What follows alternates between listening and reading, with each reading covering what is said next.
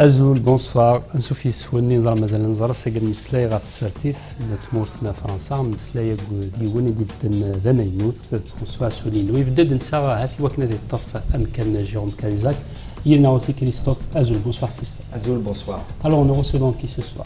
Ce soir, nous sommes heureux de recevoir un candidat à la législative partielle qui va avoir lieu dans le Lot. Lot-et-Garonne. Monsieur Lot-et-Garonne, pardonnez-moi. Monsieur François Asselineau, je vais vous présenter en deux mots pour nos téléspectateurs. Alors vous êtes un énarque au départ, votre formation, donc vous êtes un technocrate. Vous êtes quelqu'un qui est passé, vous avez aussi un long parcours politique, vous avez longtemps été aussi, pendant un moment en tout cas, un des cadres du RPF, c'est-à-dire proche de Charles Pasqua et de Philippe de Villiers. On voit bien votre position vis-à-vis de l'Europe. Et puis en 2007, vous avez créé un parti politique qui s'appelle l'Union Populaire Républicaine, qui a donc maintenant 5-6 ans, qui a à peu près 3000 militants, si je ne m'abuse, à peu près, qui monte donc. Et là, depuis ces temps-là, je crois que vous êtes un petit peu des partis, des mouvements qui de gauche, qui de droite. Vous allez nous expliquer pourquoi. Et vous jouez votre propre carte maintenant.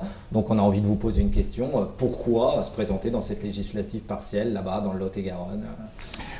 Pourquoi? C'est parce que, effectivement, comme vous l'avez rappelé, j'ai créé ce parti politique le 25 mars 2007, le jour même du 50e anniversaire du traité de Rome qui créait le marché commun, qui est le coup d'envoi de la construction européenne. Donc ça, c'est un fait que même nos adversaires les plus résolus ne peuvent nier. C'est que voici maintenant un peu plus de 6 ans, j'ai créé ce mouvement politique avec un objectif extrêmement clair. Profitant du 50e anniversaire, j'appelais tous les Français de droite, du centre, de gauche, à se rassembler pour sortir de l'Union européenne, de l'euro et de l'OTAN. Les trois. Pourquoi? Alors, ça, à l'époque, l'objectif, c'était, et ça l'est toujours d'ailleurs, j'expliquais aux Français, enfin à tous les gens qui voulaient bien m'écouter, c'est-à-dire très peu de monde en fait il y a 6 ans, que cette construction européenne était en train de nous emmener vers une dictature et vers un appauvrissement général. Alors, quand je disais ça il y a un petit peu plus de 6 ans, qu'on allait vers la dictature et que la construction européenne portait en elle des germes de dictature, les gens me regardaient comme si j'étais un peu un illuminé, en disant il exagère, voilà. En réalité, malheureusement, les événements n'ont pas arrêté de me donner raison, de même que d'ailleurs l'effondrement de la situation économique et sociale due en particulier à l'euro ont confirmé également mes analyses. C'est la raison pour laquelle au début nous étions, j'ose à peine le dire, j'ai fait ça tout seul, sans aucun soutien de quelque nature que ce soit. Vous avez rappelé que j'avais été au RPF de M. Pasqua, mais c'était il y a longtemps, c'était il y a 12 ans. Je m'en suis totalement dégagé. Pourquoi j'étais allé là-bas? Parce que j'avais cru qu'il s'agissait d'un mouvement gaulliste ou néo-gaulliste. En fait, j'ai découvert que c'était un mouvement qu'on appelle souverainiste, c'est-à-dire de ces gens qui critiquent l'Europe, mais qui proposent jamais d'en sortir. Voilà. Alors, j'ai une petite question là-dessus à vous poser, parce que vous allez expliquer à nos amis téléspectateurs. Dans ce que j'entends, Monsieur Asselineau, il y a une partie de votre programme vis-à-vis de l'Europe qui est peu ou prou, je dis bien peu ou prou, proche de certaines thèses défendues par le Front National. On est d'accord? On entend souvent Madame Marine Le Pen dire ça, il faut que la France devienne plus souverainiste, quitte l'Europe et tout. Alors expliquez à nos amis téléspectateurs la différence entre l'UPR, pardonnez-moi, et le FN. Alors, d'abord, premièrement, le Front National, et excusez-moi de le dire, moi j'aime bien les choses précises, le Front National n'a jamais vraiment proposé de sortir de l'Union européenne, ni même de l'euro. En 2007, non. C'est une idée reçue. En 2007, je peux vous sortir d'ailleurs sur notre site internet de l'Union Populaire Républicaine, u-p-r.fr, je me permets de le citer, vous trouverez des analyses très précises sur les déclarations qui ont été faites par les dirigeants du Front National. En 2007, par exemple, au moment de la présidentielle, M. Gollnisch avait fait savoir que M. Le Pen ne proposerait pas du tout de sortir de l'euro. Il n'était même pas sur l'occasion de sortir de l'Union européenne. L'année dernière, en 2012, prenez la profession de foi de Mme Le Pen, mais aussi d'ailleurs celle de M. Dupont-Aignan, qui est également souverainiste. Eh bien, dans aucune de ces deux professions de foi, vous ne trouvez l'idée, non seulement l'idée de sortir de l'Union européenne, mais même également l'idée de sortir de l'euro. Nous avons affaire, et c'est ce que j'avais vu auprès de M. Pasqua, c'est ce que on peut voir, ce que j'ai vu aussi auprès de M. Chevènement, de l'autre côté de l'échiquier politique, c'est que nous avons affaire à des gens qui critiquent l'Europe, parfois très vertement, de façon cinglante, mais qui, en réalité, ne proposent pas d'en sortir. Alors ils ont des formules, on veut une Europe des nations, on veut une Europe des patries, à gauche on va vous dire on veut une Europe sociale, une Europe des travailleurs, on veut une autre Europe, Mais si j'ai créé le mouvement politique que j'ai créé, c'était justement pour trancher les ambiguïtés. Nous voulons en sortir. Alors, vous voulez en sortir. Je vais vous poser une question qui est très d'actualité. Vous savez que Jacques Attali vient de sortir un livre. Je suis sûr que votre acuité a regardé ce livre, Urgence française au pluriel, vous le savez. Et Jacques Attali lui dit que il est très, d'ailleurs, il se met, là on va vous poser une question, monsieur Asselineau, à ce niveau-là, parce qu'au niveau en France, il y a d'un côté les déclinologues, depuis l'histoire de la France qui tombe, de Bavrez, et tous les livres qui sont là, et puis de l'autre côté, les gens qui disent non, il faut être beaucoup plus optimiste, il y a un livre qui vient de sortir pour en sortir avec tous les grincheux, même Jacques Séguéla s'y met avec son livre, Morand, on en avait parlé, Merde à la déprime. Bon, Jacques Attali dit, il n'est pas possible que la France quitte l'Europe, parce que si la France quitte l'Europe, le remède serait pire que le mal. Qu'est-ce que vous en pensez? Qu'est-ce que vous lui répondez, vous, à Jacques Attali alors? Écoutez, Jacques Attali s'est trompé surtout depuis 30 ans. Il était, je le rappelle, conseiller auprès de M. Mitterrand. D'ailleurs, on dit beaucoup qu'il a été l'un de ceux qui a conseillé à François Mitterrand de promouvoir médiatiquement le Front National.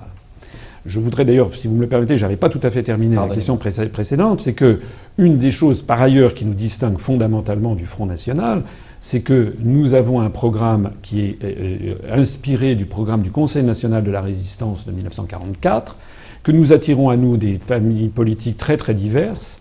Notamment, nous avons une majorité de gens maintenant qui sont de sensibilité de gauche, qui ont adhéré à l'UPR, et que, pour rien au monde, vous pourrez aller voir d'ailleurs notre charte fondatrice, nous ne stigmatisons jamais qui que ce soit en fonction de sa religion ou de ses opinions politiques. Donc ça n'a rien à voir avec le Front National. Le Front National, si vous y pensez bien, et là je reviens sur votre question avec M. Attali, a été lancé médiatiquement depuis maintenant 30 ans dans l'objectif, en tout cas c'est mon analyse, de salir tout ce qu'il touche. Voilà. C'est-à-dire, en psychanalyse, on appelle ça le mauvais objet. C'est-à-dire que dès que vous avez un débat dans la société française qui gêne l'UMP ou le Parti socialiste, on fait porter les critiques par le Front National qui assimile ça, qui amalgame ça avec des propos inacceptables. Voilà.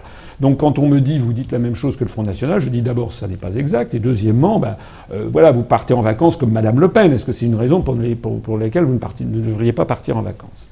Alors, M. Attali, maintenant, s'est trompé depuis 30 ans. Il avait fait partie des gens qui expliquaient que nous aurions avec l'euro plus de croissance, plus d'emplois. Il a expliqué, sur une vidéo que nous avons mise en ligne sur notre site, que c'est délibérément qu'au moment de la rédaction du traité de Maastricht, dont il avait fait partie des rédacteurs, qu'il avait été sciemment omis de mettre une clause de sortie de ce traité. Ça a été corrigé maintenant dans les derniers traités européens en vigueur.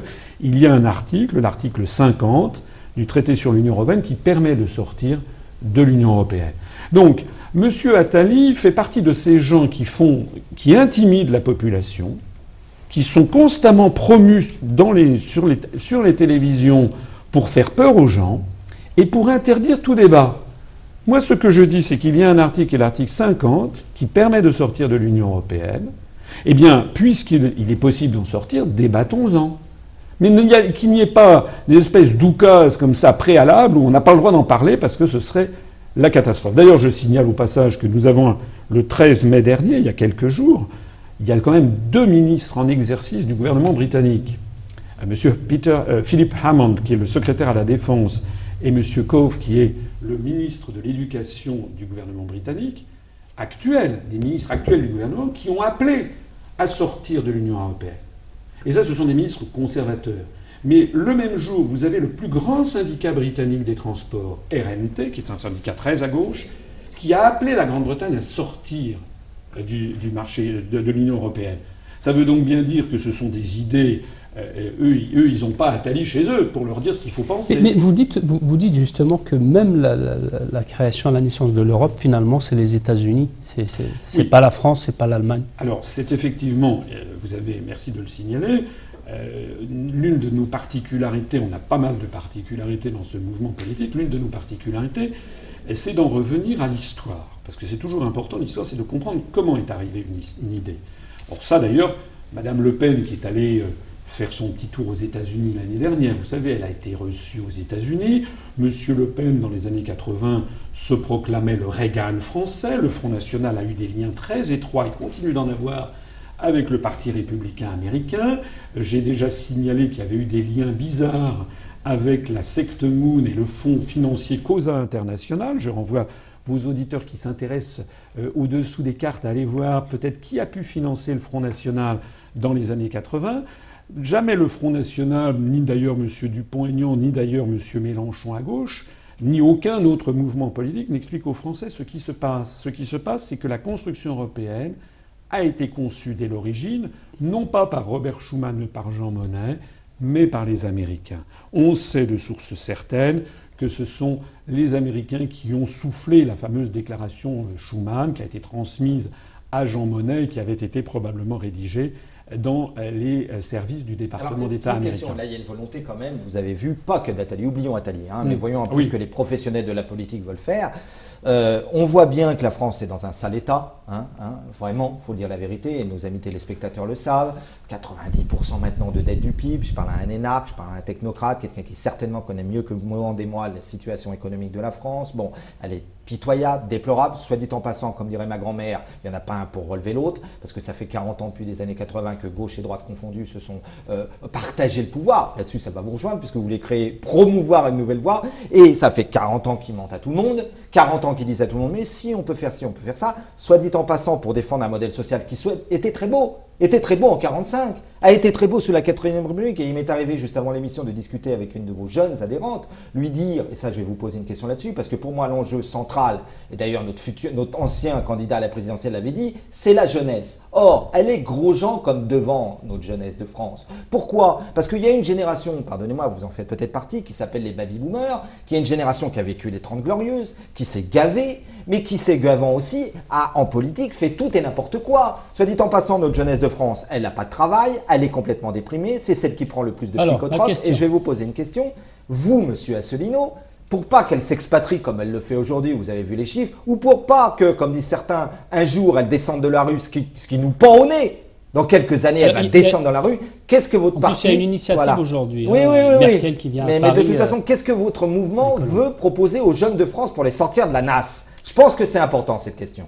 Alors, vous êtes d'accord? Bien sûr, je suis d'accord. D'ailleurs, je me permets d'insister sur le fait que notre mouvement attire énormément de jeunes. D'ailleurs, des jeunes issus de tous les milieux, en particulier des jeunes issus de l'immigration. Alors pourquoi ils croient en vous? Pourquoi ils croient en moi? D'abord parce que, excusez-moi de le dire, mais je pense que ce que je dis est vrai et que je suis honnête et sincère parce que j'ai été dans les allées du pouvoir et j'ai vu ce qui se passait. Il faut avoir des choses très claires à l'esprit. Premièrement, on ne peut pas redresser un pays ou une économie si on n'a pas les leviers de commande. Or, actuellement, et c'est ça l'un des grands secrets de la société française, c'est que nous élisons des marionnettes. Les gens, je l'avais dit il y a encore un an, vos téléspectateurs peuvent aller vérifier sur Internet les vidéos que j'ai pu faire il y a un an, il y a 2 ans, ils verront que je n'ai jamais changé de discours et d'analyse et qu'elles sont confirmées par les événements. Nous élisons des présidents de la République qui n'ont plus les commandes. Les commandes maintenant ont été transférées à la Commission européenne à Bruxelles, à la Banque centrale européenne à Francfort, à la Cour de justice de l'Union européenne à Luxembourg et à l'OTAN qui est à Bruxelles mais qui est pilotée depuis Washington. Dans toutes ces structures, c'est ce qu'on appelle une oligarchie, c'est-à-dire des grandes sociétés financières comme Goldman Sachs, comme JP Morgan, ou des grands laboratoires ou des grandes sociétés agroalimentaires comme Monsanto, etc., qui font du lobbying dans ces structures qui n'intéressent absolument pas les peuples, parce que ça n'intéresse pas, et qui imposent une politique qui d'ailleurs a été gravée dans les traités. J'explique en permanence, je renvoie vos téléspectateurs à nos analyses, que sur tous les sujets, nous sommes complètement pieds et poings liés par les traités européens. Voilà. Mais alors ça ne sert à rien de se présenter à des élections alors? Ça sert, c'est ce que j'essaie de faire. Je reviens sur la question du début finalement. Pourquoi se présenter à des élections nationales puisqu'on est des pantins et la chambre d'hôtes ne sert à rien? Moi j'essaie d'expliquer aux Français que si nous voulons sortir de l'Union européenne, ça n'est pas par nostalgie, ça n'est encore moins par xénophobie ou autre, puisque nous disons au contraire que la construction européenne nous coupe du reste du monde. En particulier, elle nous coupe des pays du Maghreb, par exemple. On reviendra sur ça. Voilà, on reviendra là-dessus. C'est aussi une des originalités de nos analyses. Mais surtout, si nous voulons sortir, c'est pour que les Français reprennent les commandes. C'est ça la priorité. Sinon, on pourra faire des châteaux en Espagne, comme on dit, c'est-à-dire bâtir des programmes qui n'ont aucun intérêt. C'est ceux qui font le programme aujourd'hui à l'Europe. C'est des énarques, c'est qui? Non, il n'y a aucun énarque. Je ne suis pas là pour défendre les énarques, je m'en fiche. Mais il n'y a aucun énarque à la Banque Centrale Européenne, il n'y a aucun énarque à la Commission Européenne. C'est technocratique, c'est ce que veut dire Morand. C'est très technocratique. Ce sont des traités qui ont été signés, qui sont des espèces d'architecture extraordinairement difficiles, puisqu'il faut concilier des intérêts nationaux opposés. C'est ça le problème. Les gens vous disent ce qu'il faudrait, c'est une autre Europe, il faudrait une Europe ci, une Europe ça. Le problème, c'est qu'on ne peut pas changer d'Europe. Il faudrait, pour changer d'Europe, avoir l'unanimité des autres États. Mais qu'est-ce qu'elle ferait la France seule dans un monde comme la globalisation, avec ces puissances énormes qui poussent, la Chine, l'Inde, les BRICS, avec des mouvements énormes? Parce que nous, on va pas bien. Mais dans d'autres coins du monde, vous le savez, monsieur Asselineau, ça va nettement mieux. Vous le savez comme moi. Et il y avait quand même une idée derrière, l'idée qu'à plusieurs centaines de millions, on pèserait plus. L'idée que, là où je vous rejoins complètement, moi qui ne suis que psychosociologue et ancien historien de Normal Sup, là où je vous rejoins complètement, voilà. Là où je vous rejoins complètement, l'as mis du temps pour la sortir d'une certaine manière, aujourd'hui. cette idée européenne, elle était belle au départ, mais elle a été faite complètement dans le dos des peuples. Et maintenant, ils voudraient que les peuples soient passionnés par l'Europe. Ils ne peuvent pas. Mais est-ce que les peuples, comment vous dire, est-ce que les peuples ont quelque chose qui va leur permettre de les sortir de l'eau si on reste en France, si on reste en Allemagne, si on reste en Autriche? Dites-nous comment vous voulez faire. La première chose que je vous disais tout à l'heure, il faut reprendre les commandes. La deuxième chose, c'est qu'il faut redonner espoir aux Français dans leur propre pays. Ben voilà. On n'a jamais vu dans l'histoire du monde un peuple ou une économie se redresser si les dirigeants de ce pays ne cessent de dire au peuple « vous êtes des nuls, vous avez tort, vous avez tout faux ». Imaginez des parents abusifs qui diraient à leur enfant jour après jour, pendant qu'il est enfant, bébé, petit, etc. « T'es nul, t'es pas beau, tu travailles mal ». C'est tout à fait le système scolaire français, qui est complètement sadomaso et qui met que l'évaluation vers ce qui va mal. Laisse parler un peu, Christophe. Donc la priorité des priorités, comme disait Charles de Gaulle, comment voulez-vous que les autres croient en vous si vous n'y croyez pas vous-même? Il faut d'abord croire en la France. Voilà. Croire n'est pas, il ne s'agit pas d'être nationaliste ou xénophobe, il s'agit d'être patriote, d'avoir un patriotisme généreux et ouvert et de croire dans notre propre futur. Vous me dites, regardez ce qui se passe ailleurs. Mais justement, je regarde ce qui se passe ailleurs. Moi, je suis allé dans 95 pays du monde, j'ai vécu au Japon et je parle un peu le japonais. Bon, je connais très bien l'Asie. Un pays comme Singapour. Singapour, c'est grand comme la moitié de l'île de France. Il y a 4 millions d'habitants. Ils ont leur propre monnaie. Eh bien, ce pays a un PIB par habitant, une richesse par habitant qui est supérieure à la nôtre et un taux de croissance actuellement qui est tous les ans d'environ 7 à 8%. Jamais vous ne verrez les dirigeants singapouriens expliquer à leur population, c'est tout petit, nous sommes des nuls, il faut fusionner avec les 26 pays alentours. Je vous pourrais prendre beaucoup d'autres exemples. Imaginez, je vais être un petit peu provocateur, mais imaginez par exemple, avez-vous déjà entendu les dirigeants israéliens dire on est tout petit, on a 6 millions d'habitants, on va fusionner avec les 26 pays alentours? Est-ce que vous voyez le Sri Lanka, le Paraguay, tous ces petits pays? La France, elle est le 5e ou 6e puissance économique mondiale. Elle est membre permanent du Conseil de sécurité. Sa langue est l'une des 2 langues au monde, avec l'anglais à être parlé sur les 5 continents. C'est une puissance nucléaire. Nous avons une des plus importantes zones économiques exclusives. Nous avons des champions industriels. Si nous ne sommes pas à la hauteur du monde, mais comment font, il y a 193 États aux Nations Unies, comment font les 180 et quelques qui sont plus petits que nous? Il y a aussi peut-être une autre particularité. Vous dites que l'Union européenne est une construction racialiste. J'ai lu ça dans votre programme.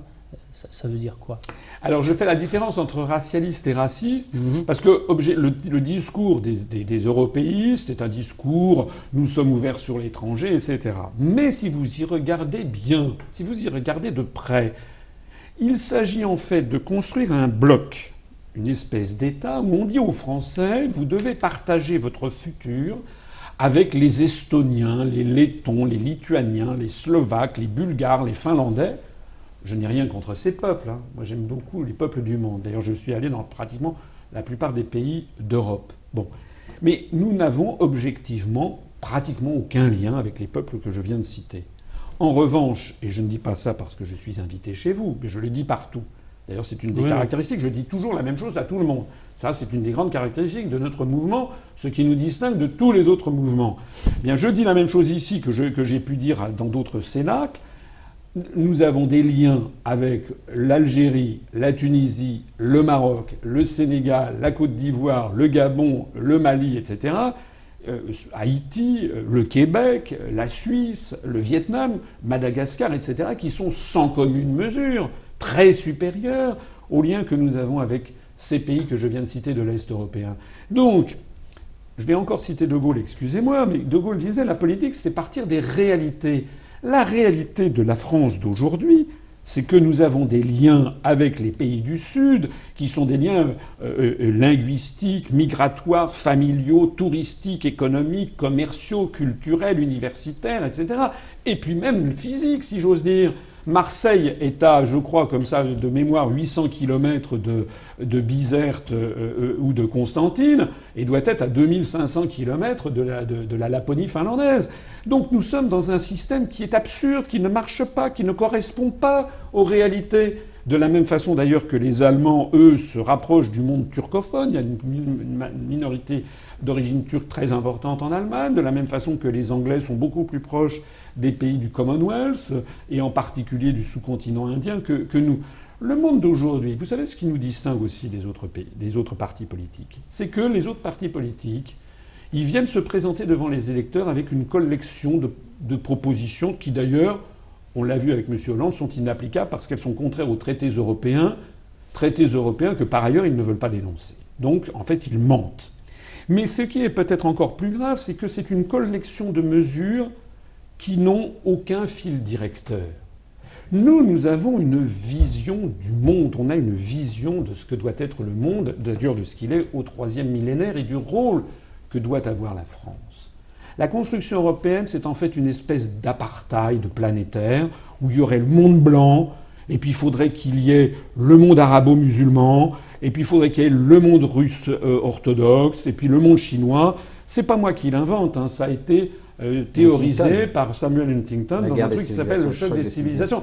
Le livre en américain s'appelle The Clash of Civilizations and the Making of World Orders, qui veut dire le refaçonnage de l'ordre mondial.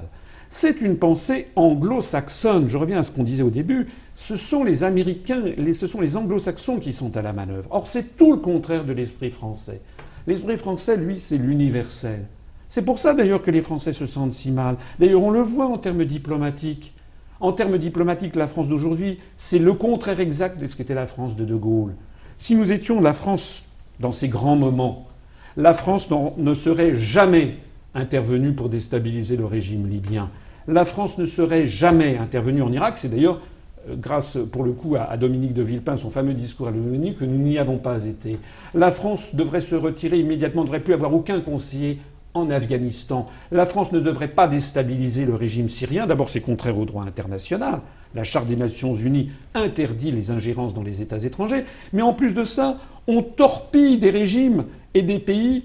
C'est peut-être pas des grandes démocraties, je suis d'accord, mais enfin, il y en a bien d'autres, hein, des trucs qui sont pas démocratiques. Que faire s'il y a un peuple en danger? Que faire en Libye, en Syrie actuellement? Il faut laisser le président, l'armée syrienne utiliser des armes chimiques? Mais attendez, d'où tenez-vous ces informations? Vous croyez que les informations dont on dispose dans les grands médias français sont fiables, hein, sur ces questions? Donc ce que nous savons, c'est qu'il y avait un régime qui était le régime de Bachar al-Assad. Encore une fois, je ne suis pas là pour le soutenir mordicus, mais c'était un régime, les régimes issus du parti Baas en Irak, en Syrie, c'était des régimes laïques, c'était des régimes modernistes, d'ailleurs largement inspirés de l'exemple français.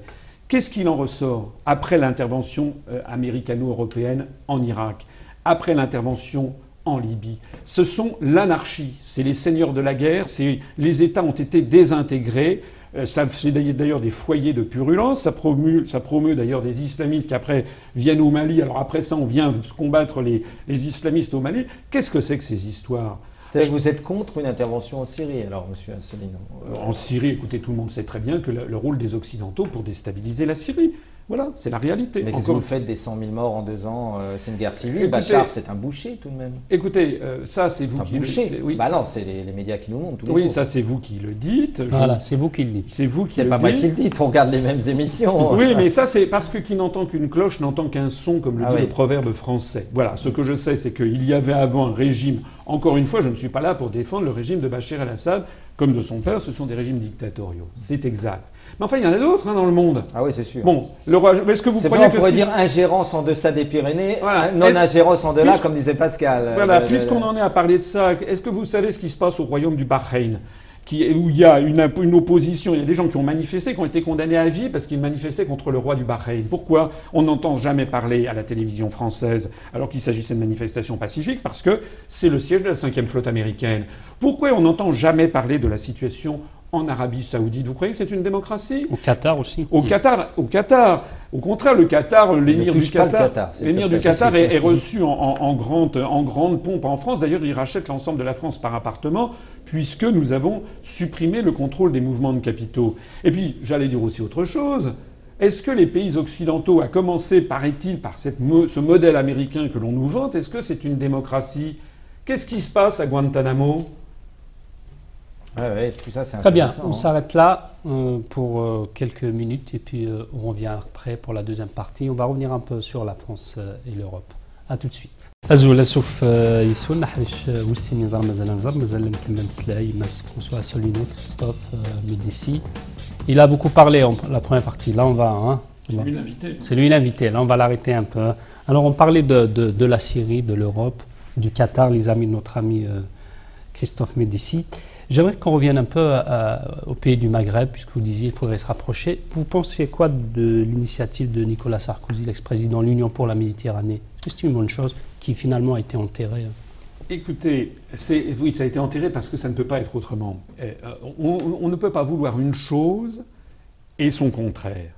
La construction européenne, je l'ai dit tout à l'heure, est une construction de nature non pas raciste, mais racialiste. On postule parce que, en réalité, c'est quoi? C'est le monde blanc vaguement chrétien, qui devrait fusionner. D'ailleurs, on devrait en parler avec les États-Unis et l'Amérique du Nord dans le cadre du grand marché transatlantique. Que les dirigeants de l'UMP, du MoDem, du Parti socialiste sont en train de nous préparer aux petits oignons sans que les Français ne soient au courant. Tout ceci se passe dans les antichambres bruxelloises. Donc on ne peut pas vouloir à la fois avoir ce monde, cette espèce de monde, comme le dit Samuel Huntington, il parle de monde judéo-chrétien qui devrait s'opposer au monde musulman ou au monde orthodoxe, parce que c'est ça la vision du monde qu'ils ont. On ne peut pas vouloir ça, et puis après ça, vouloir faire un lien pour l'Union pour la Méditerranée. Pourquoi y a-t-il eu cette Union pour la Méditerranée? Parce qu'il y a un principe qui transcende toutes les idéologies, c'est le principe de réalité. La construction européenne, elle se heurte aux réalités. Elle voit bien, je l'ai déjà dit tout à l'heure, j'y reviens, nous avons des liens de toute nature, en particulier familiaux, migratoires, commerciaux, touristiques, etc., avec les pays du sud de la Méditerranée, qui d'ailleurs sont très proches de la France, c'est pas à vous que je vais l'expliquer, même affectivement, culturellement, en dépit des cicatrices du passé, et linguistiquement. C'est évident que nous avons des liens fondamentaux. Donc, chasser le réel par la porte, il revient par la fenêtre. Pourquoi est-ce que, Sarkozy avait fait ça? On dit que Henri Guénaud avait été un peu derrière. C'est parce que on a des liens que l'on ne peut pas passer par pertes et profits. Je peux vous poser une petite question là-dessus. Il y a eu en même temps, pendant longtemps, la France-Afrique. Hein, il y a eu longtemps, on a été un pays colonial. On sait qu'on joue, vous avez cité à un moment donné Freud là-dessus, un problème de culpabilité aussi hein, vis-à-vis de la France. On l'a vu avec les pays du Maghreb, on l'a vu avec l'Algérie. Ici, on reçoit beaucoup d'hommes politiques. Qu'est-ce que vous en pensez vis-à-vis de ça? C'est une bonne idée, l'Union pour la Méditerranée. Mais oui. Mais ça prend pas. Mais pourquoi ça ne prend pas? Vous savez pourquoi ça ne prend pas? Non, vous posez la question. C'est parce que actuellement, par l'intermédiaire des fonds, vous savez que l'Europe, j'en profite pour le dire au passage à vos téléspectateurs, l'Europe ne produit rien. L'Europe, ce sont 78 bâtiments à Bruxelles, de la Commission européenne, il y a 78 bâtiments. C'est un cancer qui fait des métastases. Il y a 78 bureaux, 78 bâtiments avec des quantités milliers de fonctionnaires, ils ne produisent rien. La construction européenne, ça pompe de l'argent aux 27 États, bientôt 28 à partir du 1er juillet avec l'entrée de la Croatie, et ça redistribue cet argent. Et au passage, ça en prélève pour ses frais de fonctionnement. Mais donc cette pompe aspirante et refoulante d'argent, elle revient à prendre de l'argent à certains États pour le donner à d'autres. C'est ce qui se passe. L'Allemagne et la France sont les deux principaux payeurs. On donne de l'argent, puis on en reçoit. On en reçoit les 2 tiers de ce que l'on donne. Ce sont nos agriculteurs ou ce sont nos chercheurs. On redonne à ces chercheurs, à ces agriculteurs, à des collectivités locales, on leur redonne de l'argent avec le drapeau bleu aux étoiles d'or en disant « Regardez comme l'Europe est formidable ». Mais c'est notre argent. C'est comme si je vous demandais de me donner 50 €, puis je vous en rendais 30, en exigeant d'ailleurs qu'avec ces 30, vous fassiez les politiques que j'ai décidées, que vous changiez par exemple votre living ou le papier peint dans votre entrée. C'est moi qui déciderai, voilà. Avec votre argent, je vous en redonnerai 30 et je vous dirai, on dit merci qui ? Bon, alors que je vous en aurais pris 20 au passage. Donc c'est comme ça que ça fonctionne. Avec ce système-là, nous donnons donc plein d'argent aux pays de l'Est, par exemple, ou bien à Chypre ou à Malte, mais nous donnons dans des proportions qu'il faut mettre sur la table. Actuellement, avec ce système, la France donne entre 80 et 200 fois plus d'argent par habitant à chaque Lituanien plutôt qu'à chaque Marocain. 80 à 200 fois plus d'argent à chaque Chypriote ou à chaque Estonien qu'à chaque Sénégalais ou à chaque Malien. Donc nous avons bien une structure qui favorise des pays déjà pas mal développés au détriment de pays nettement plus pauvres, qui sont les pays du Sud, avec lesquels nous avons par ailleurs des liens beaucoup plus étroits. Alors dans votre programme... Donc nous avons bien un système, je suis désolé, qui est un système de type racialiste. Je voulais juste qu'on reste un peu, puisqu'on a parlé tout à l'heure, on a compris que pour vous l'Europe c'est la guerre, c'est pour ça qu'il faut sortir de l'OTAN. Alors... Effectivement, beaucoup de gens, la paix aussi. Voilà, beaucoup de gens, notamment les personnes âgées, disent « Oui, mais on ne peut pas sortir de l'Europe parce que l'Europe, c'est la paix. » Bon, je suis désolé de tordre le cou encore à cette idée. S'il y a eu la paix entre, disons, 1945 et les années 1990, ça n'était pas à cause de l'Europe. On est presque gêné de devoir le rappeler, mais c'est de l'histoire, c'est basique. C'est parce qu'il y avait d'un côté le pacte de Varsovie sur les pays de l'Est avec l'Union soviétique, de l'autre côté l'OTAN, avec ce qu'on appelait, il y avait un concept qui s'appelait Mutual Assured Destruction, MAD, ça devenait l'acronyme en anglais, ce qui veut dire fou, ça voulait dire destruction mutuelle assurée. S'il y a eu la paix, c'est parce qu'il y avait de part et d'autre des forces thermonucléaires stratégiques qui étaient prêtes à anéantir l'Europe.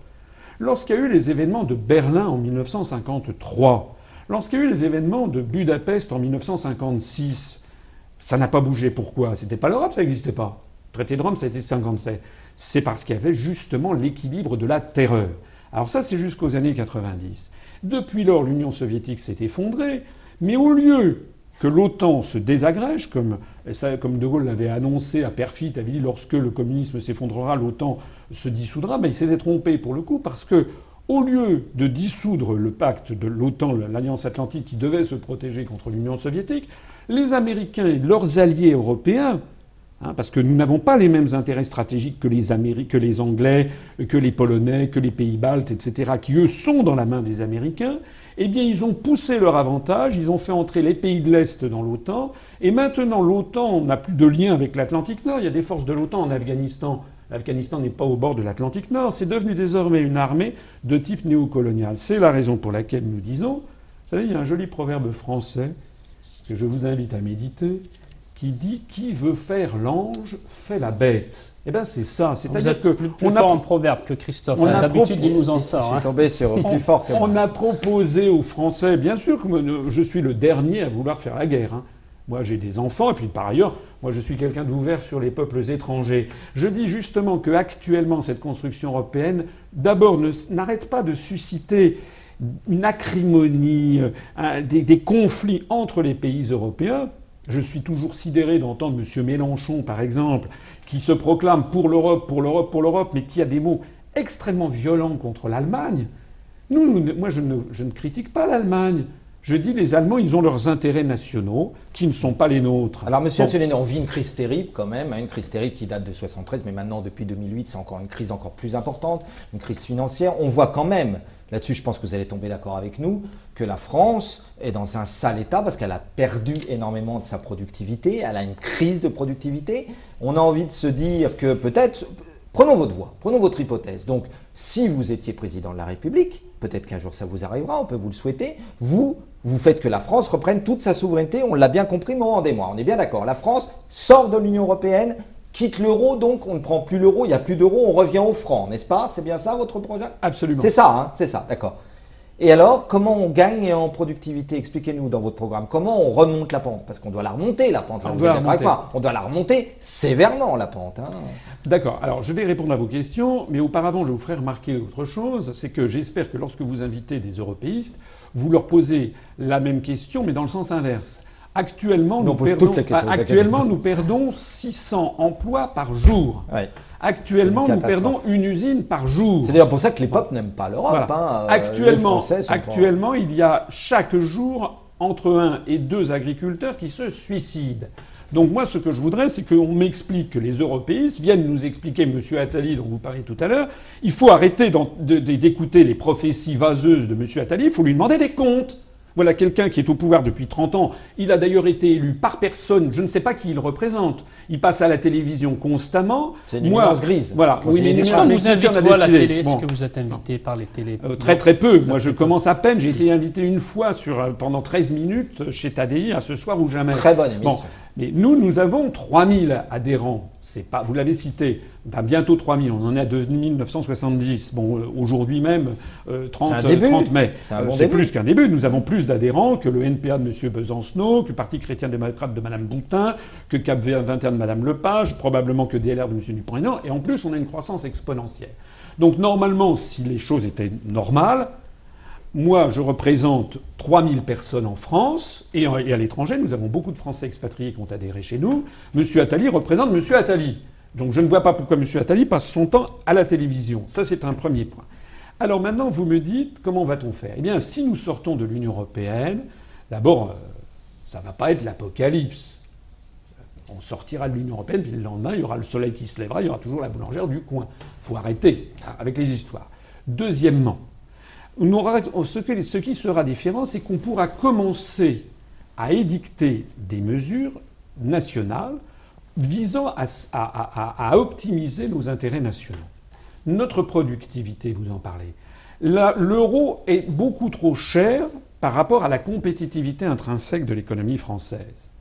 Depuis 1949, création du Deutsche Mark, jusqu'en 1999, donc pendant 50 ans, le Deutsche Mark n'a pas arrêté de grimper par rapport au franc sur les marchés d'échange. Bon, mais ça, c'était pour corriger les différences de compétitivité. Ça n'est pas parce que le franc s'est déprécié par rapport au mark pendant 50 ans que la France s'est mal portée. Bien au contraire. Nous avons connu la période des 30 Glorieuses. Nous nous portons mal depuis que nous avons la même monnaie que l'Allemagne. Parce que l'euro actuellement rend notre production non compétitive parce que, et ça, c'est un legs de l'histoire, nous n'avons pas la même industrie que l'Allemagne. Alors, est-ce que l'euro fait les choux gras de l'Allemagne? Alors, non plus. Mais ça, là, si vous m'interrogez là-dessus, là, on en a pour des heures. Non plus pour d'autres raisons. Mais actuellement, d'un point de vue compétitif, 1 euro égale 1,30 $, c'est bon pour l'Allemagne et c'est en train de détruire l'industrie française, l'industrie italienne, l'industrie espagnole, l'industrie grecque, etc. En France, c'est dramatique. Je vais vous donner les chiffres tout à l'heure. Bon. La deuxième chose, c'est que en récupérant, en sortant de l'Union européenne, nous pourrons mettre un terme aux délocalisations que nous ne souhaitons pas. Parce que je voudrais poser cette question toute simple, que jamais aucun responsable politique en France n'aborde directement avec les gens, avec les électeurs.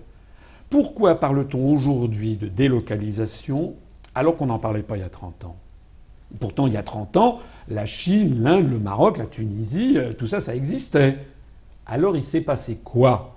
Eh bien, ce qui s'est passé, c'est qu'en 1992, donc il y a maintenant 21 ans, il y a eu le traité de Maastricht qui a imposé dans les traités un article qui interdit toutes les restrictions au mouvement de capitaux. C'est de là que ça vient, c'est désormais... dans le traité actuel issu du traité de Lisbonne, c'est l'article 63 du traité sur le fonctionnement de l'Union européenne. Ça veut dire quoi? Ça veut dire qu'avant, il y avait un contrôle.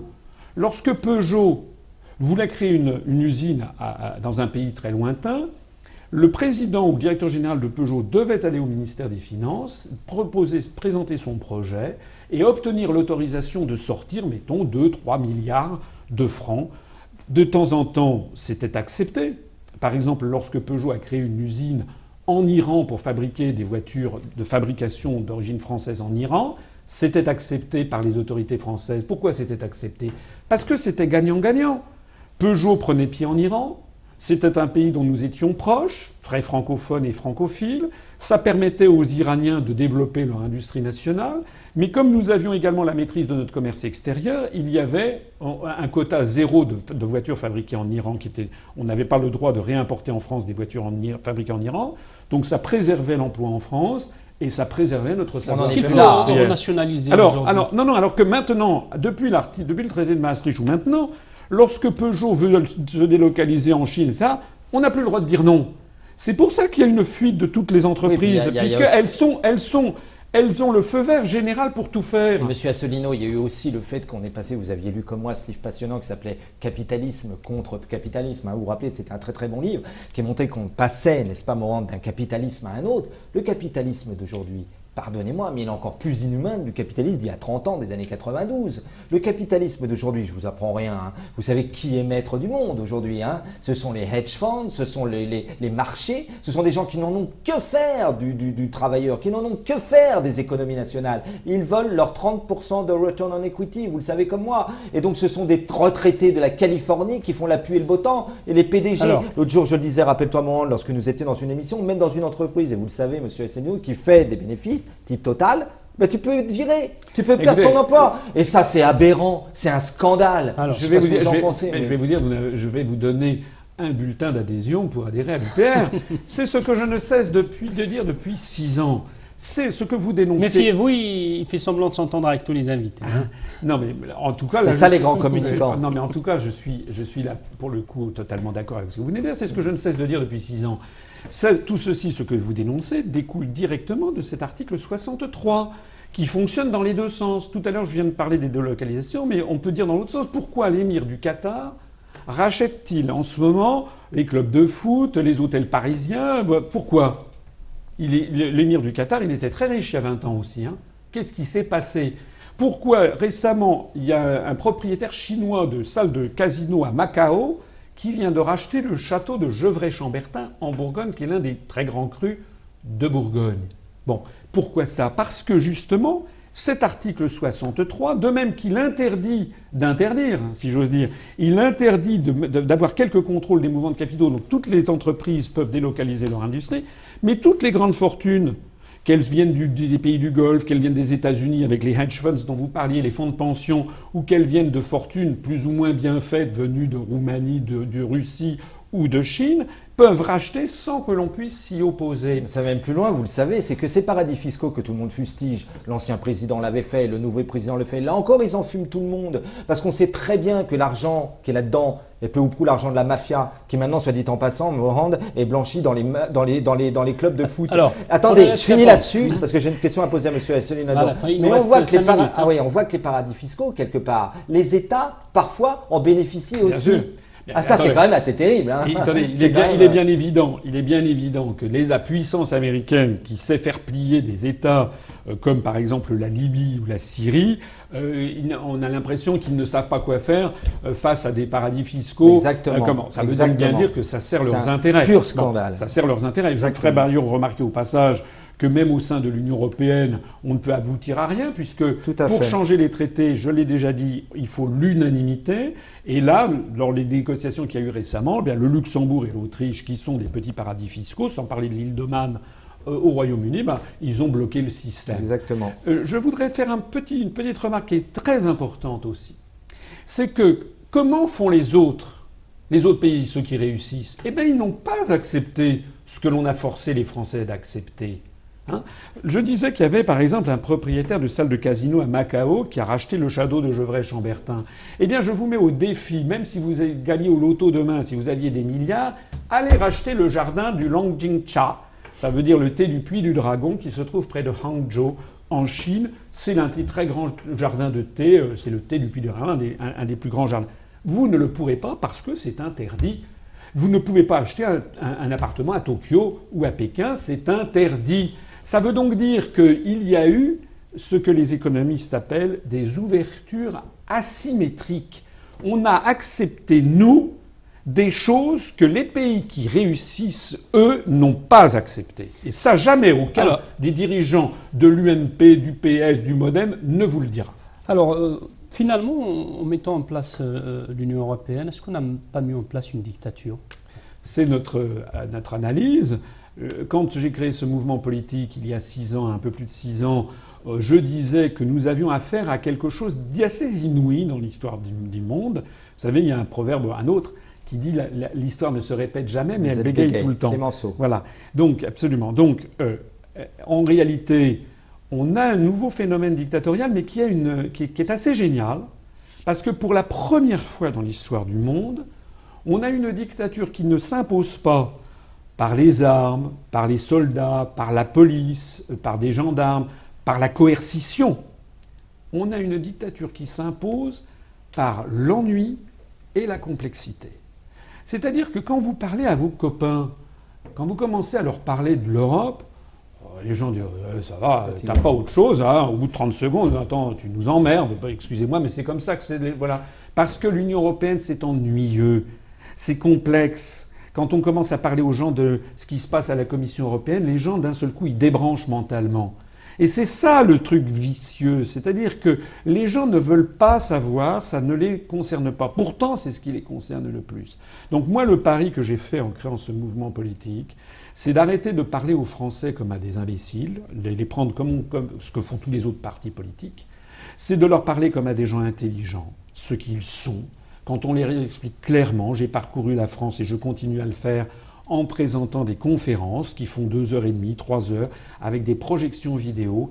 Et les Français qui viennent m'écouter, eh bien d'un seul coup, ils découvrent la réalité de la situation et ils comprennent.